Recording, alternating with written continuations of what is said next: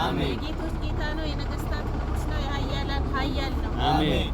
ዕብራውያን ምዕራፍ 1 ከቁጥር 1 ጀምሮ እስከ 3 አነባለሁ በጌታ በኢየሱስ ስም።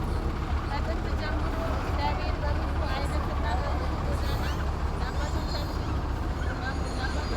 በነቢያት ተናግሮ ሁሉን ወራሽ ባደረገው ደግሞ ዓለማትን በፈጠረ መንጸባረቅና የባህሪው ምሳሌ ሆኖ ሁሉም በስልጣኑ ቃል እየደገፈ ኃጢአታችንን በራሱ ካነጻ በኋላ በሰማያት በግርማው ቀኝ ተቀመጠ።